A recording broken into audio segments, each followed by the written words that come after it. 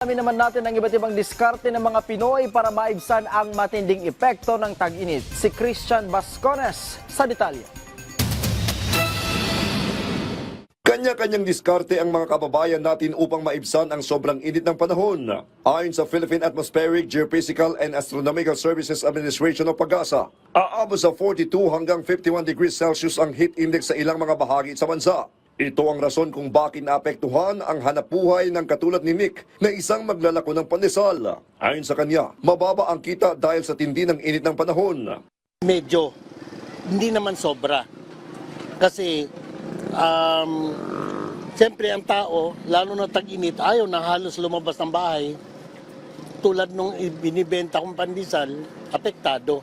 Ang 71 anyos na jeepney driver na si Ignacio, iniiwasan niyang magkasakit na pwedeng idulot ng sobrang init dahil sa inaalala niya ang kanyang binubuhay na pamilya. Kapag sobrang init na, tumitigil siya sa pamamasada.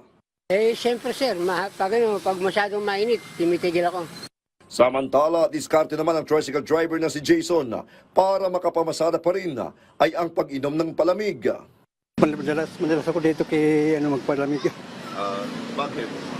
Medyo mainit kasi ang panahon. Tubig lang. Pag walang pag medyo malayo sa palamigan na pag wala kumadaan ang tubig lang.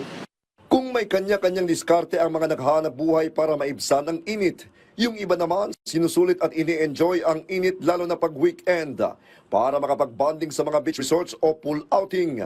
Bagamat mainit ang panahon, inaasahan na mararanasan pa rin ang pabugso-bugso hanggang malakas na ulan. Inaabisuan ng Department of Health ang publiko na kailangang magdoble ingat upang mapangalagaan ang kalusugan. Ayon sa mga eksperto, ito ang mga panahon kung saan madalas madapuan ng sakit ang mga tao dahil sa biglang pabago-bago ng panahon, gaya ng lagnat na may kasamang ubot sipon at ang iba inaatake ng heat stroke. Kaka-heat stroke kapag yung mga blood vessels ng katawan mo nag-vasodilate or lumuwang at lahat ng dugo pupunta po doon sa ating extremities at mawawala ng daloy doon sa ating brain. And ito ang magkukos ng unconsciousness. Paalala ng DOH na huwag kalimutang magdala ng panangga sa init katulad ng payong at ugaliing laging uminom ng tubig upang manatiling hydrated.